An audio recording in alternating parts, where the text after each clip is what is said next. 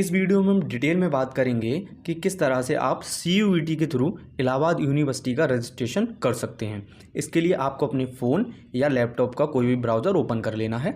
इसके बाद आपको सर्च करना है इलाहाबाद यूनिवर्सिटी। इसके बाद आपके सामने इलाहाबाद यूनिवर्सिटी की ऑफिशियल वेबसाइट ओपन होकर आ जाएगी। आपको यहाँ पर CUET UG एडमिशन के लिंक पर क्लिक करना है। जैसे ही आप इस पर क्लिक करेंगे आपके सामने कुछ इस तरह का इंटरफेस ओपन होकर आएगा, जो कि इलाहाबाद यूनिवर्सिटी की ऑफिशियल वेबसाइट है। यहाँ पर आपको link for registration profile update important link के ऑप्शन में यहाँ पर जो इम्पोर्टेंट लिंक का पोर्शन है इसमें आपको शो कर रहा है जो पहली लिंक, उस पर आपको क्लिक कर देना है। जैसे ही आप इस पर क्लिक करेंगे तो आप इसके रजिस्ट्रेशन पोर्टल पर पहुँच जाएंगे। यहाँ आपको न्यू रजिस्ट्रेशन के ऑप्शन पर क्लिक करना है।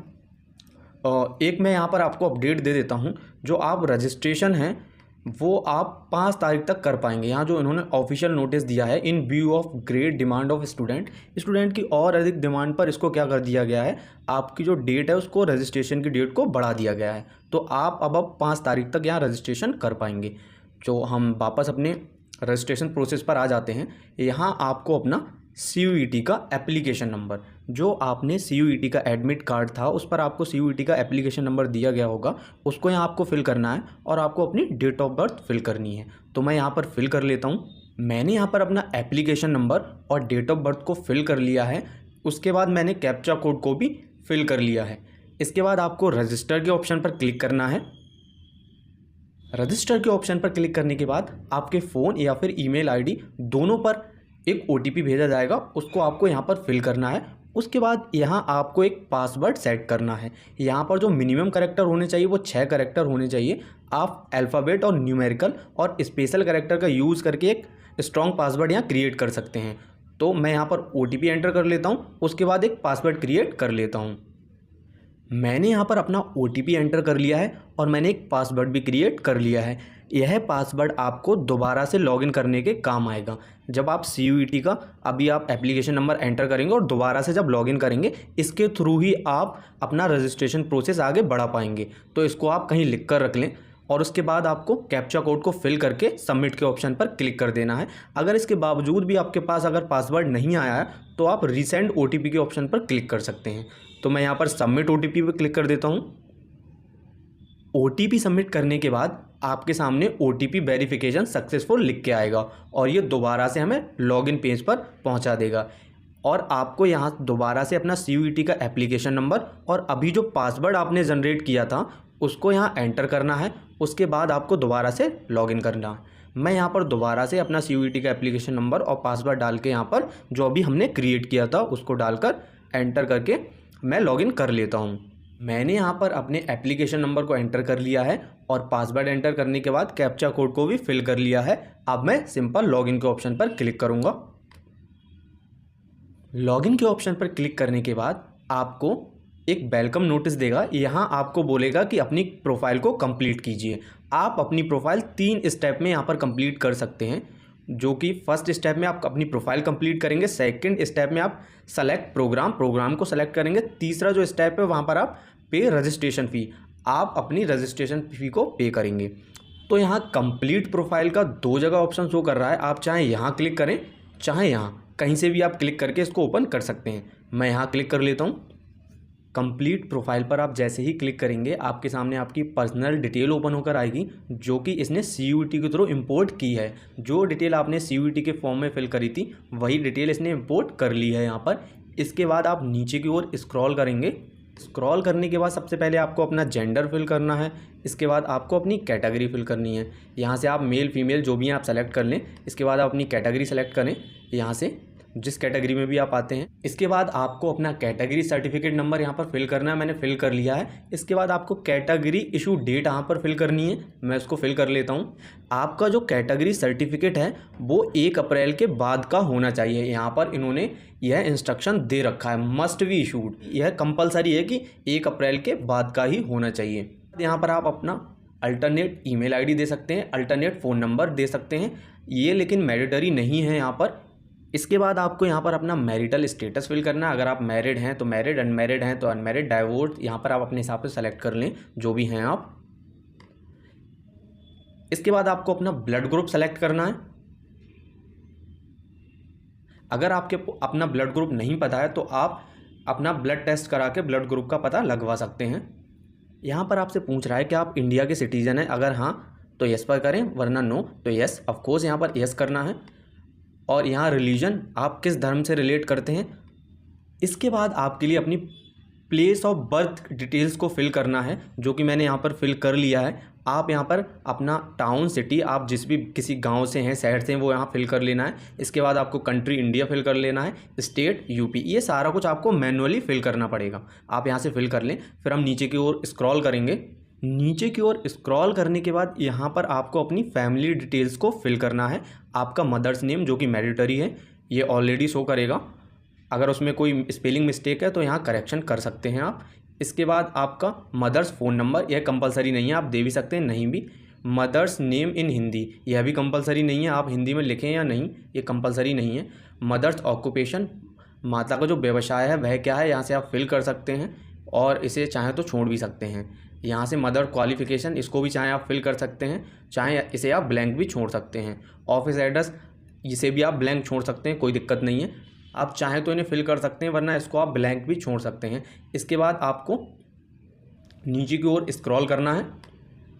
नीचे की ओर स्क्रॉल करने के बाद आपको फैमिली डिटेल्स में यहाँ पर आपको फादर्स नेम, उनका फ़ोन नंबर और यहाँ पर उनका हिंदी में नेम और उनका ऑक्यूपेशन, ये सारी चीज़ें यहाँ पर सेलेक्ट करनी है। आप चाहें तो इन्हें ब्लैंक भी छोड़ सकते हैं, वरना आप इनको फिल भी कर सकते हैं, कोई ऐसा कंपलसरी नहीं है यहाँ पर इनको फिल करना। इसके बाद स्टाफ का टाइप क्या है, ये सारी चीज़ें यहाँ पर आप फिल कर सकते हैं। और उनका पद क्या है, यहाँ पर फादर डेजिग्नेशन यहाँ पर, और उनकी सैलरी क्या है, यह भी आप चाहें तो फिल कर सकते हैं, वरना इसको ब्लैंक छोड़ सकते हैं। यहाँ पर यह मैरिटरी नहीं है। इसके बाद हम नीचे की ओर स्क्रॉल करेंगे। स्क्रॉल करने के बाद जो यहाँ पर इम्पोर्टेंट है वह है आपका इमरजेंसी कॉन्टैक्ट नंबर। इसको फिल करना कंपलसरी है, आपको अपना एक इमरजेंसी कॉन्टैक्ट नंबर यहाँ पर फिल करना होगा। तो मैं यहाँ पर फिल कर लेता हूँ। आप भी कोई ऐसा कॉन्टैक्ट नंबर फिल करें जिस पर कॉल जा सके। मैंने यहाँ पर इमरजेंसी कॉन्टैक्ट नंबर फिल कर लिया है। इसके बाद आपको अपनी कंबाइंड फैमिली इनकम, जो टोटल, यदि आपकी मदर भी कोई व्यवसाय करती हैं या वो किसी जॉब में है, फादर भी, और जो भी इनकम सोर्स हैं उन सबको मिला के जो आपकी कंबाइंड फैमिली इनकम है उसको यहाँ आपको फिल करना है, और यह फिल करना कंपलसरी है। इसके बाद यह आपसे पूछ रहा है कि आपने यूओए में रजिस्ट्रेशन किया है। अगर किया है तो उसकी डिटेल यहाँ पर आपको फिल करनी है, तो इसको हम नो कर लेते हैं। इसके बाद हम नीचे की ओर स्क्रॉल करेंगे। नीचे की ओर स्क्रॉल करने के बाद यहाँ पर आपको अदर कैटेगरी का ऑप्शन मिलेगा। यहाँ पर आपको अपना कोटा वगैरह जो आप क्लेम करना चाहते हैं उसको यहाँ से आप क्लेम कर सकते हैं। तो इसकी आप डिटेल्स को फिल करेंगे।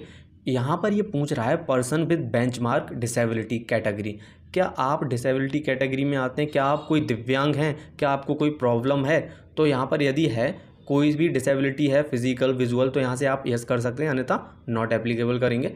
कश्मीरी माइग्रेशन, क्या आप कश्मीर से माइग्रेट होकर आए हैं, यदि हाँ तो यस करेंगे, अन्यथा नॉट एप्लीकेबल। अगला ऑप्शन है, यहाँ पर पूछ रहा है कि आप prime minister special scholarship scheme for J&K Jammu and Kashmir student के लिए जो होती है उसके लिए आप एप्लीकेबल हैं, तो यहाँ पर भी यदि हैं तो यस करेंगे, अन्यथा नो करेंगे। यहाँ पर नॉट एप्लीकेबल सेलेक्ट करेंगे। क्या आपके घर से जो कोई वीडो या आर्म्ड फोर्स में है, इसमें यदि है तो आप यस करेंगे, वरना नॉट एप्लीकेबल करेंगे।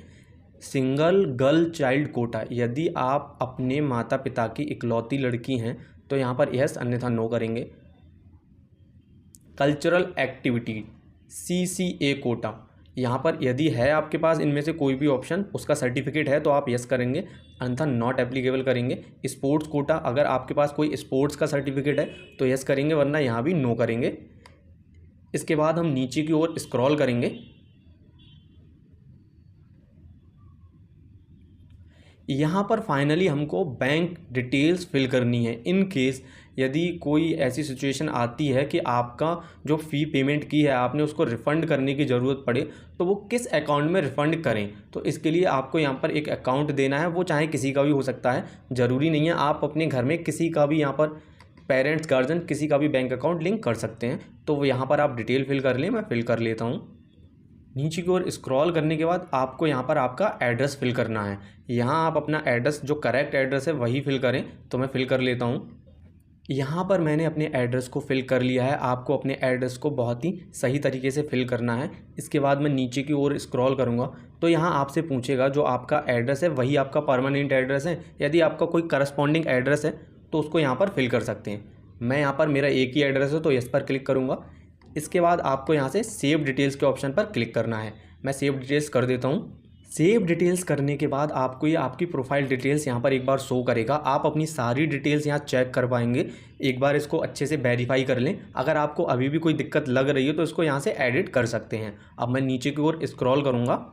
यहाँ जैसे ही आप नीचे की ओर आएंगे आपको प्रोसीड टू नेक्स्ट का ऑप्शन मिलेगा, इस पर आपको क्लिक करना है। प्रोसीड टू नेक्स्ट पर क्लिक करने के बाद आपको अदर्स डिटेल फिल करने का यहाँ पर पेज शो करेगा। इसमें आपको डिटेल्स फिल कर लेनी है। यहाँ पर जो सबसे पहला ऑप्शन है उसमें आपसे पूछा गया है कि आपको क्या ऐसी कोई बीमारी है जिसके कारण आपको हमेशा उसकी ट्रीटमेंट की ज़रूरत रहती है, इमरजेंसी मेडिकल अटेंशन की ज़रूरत रहती है। तो यदि है ऐसी कोई बीमारी तो यस करें, अन्यथा नो करें। यहाँ पर जो दूसरा ऑप्शन है यहाँ पर आपसे आपकी ABC ID पूछ रहा है, लेकिन यह कंपलसरी नहीं है। यदि आपके पास अभी ABC ID है तो उसको यहाँ पर फिल कर दें, अन्यथा आप यहाँ से क्लिक हेयर के ऑप्शन पर जाके इसको जनरेट कर लें। इसका जो जनरेट करने का प्रोसेस है मैं उस पर एक अलग डिटेल्ड वीडियो बनाऊंगा, तो उसको आप जाकर चेक कर सकते हैं। यहाँ पर पूछ रहा है कि आपके पास NCC सर्टिफिकेट है, यदि है तो आप यस करें, अन्यथा नो करें। और यहाँ जो अगला ऑप्शन है यहाँ पूछ रहा है कि आपने कभी NSS कैंप में आपने कभी भाग लिया है, तो यदि हाँ तो उसका सर्टिफिकेट है तो आप यस कर सकते हैं और यहाँ पर उसकी डिटेल्स को फिल कर सकते हैं। यहाँ पर उसकी डिटेल्स फिल करने का आपको कब से कब तक ये सारी चीज़ें देगा, तो मैं यहाँ पर नो कर देता हूँ।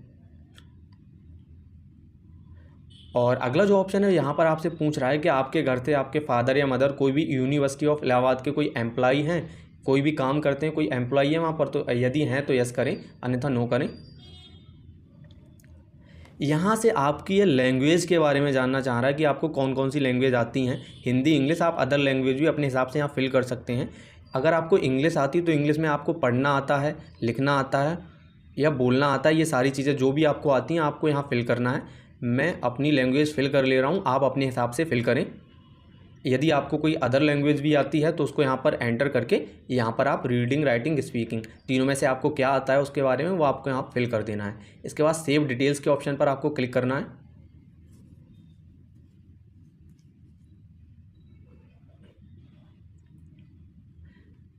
सेव डिटेल्स के ऑप्शन पर क्लिक करने के बाद आपको एक बार अदर डिटेल्स को यहाँ पर चेक कर लेना है अच्छे से। इसके बाद आपको नीचे की ओर स्क्रॉल करके आना है, यहाँ प्रोसीड टू नेक्स्ट के ऑप्शन पर क्लिक करना। प्रोसीड टू नेक्स्ट पर क्लिक करने के बाद यहाँ पर आपको डॉक्यूमेंट सेक्शन में ले आएगा। यहाँ पर डॉक्यूमेंट आपको अपलोड करने हैं। आपको फ़ोटो और सिग्नेचर ऑलरेडी अपलोड शो करेगा।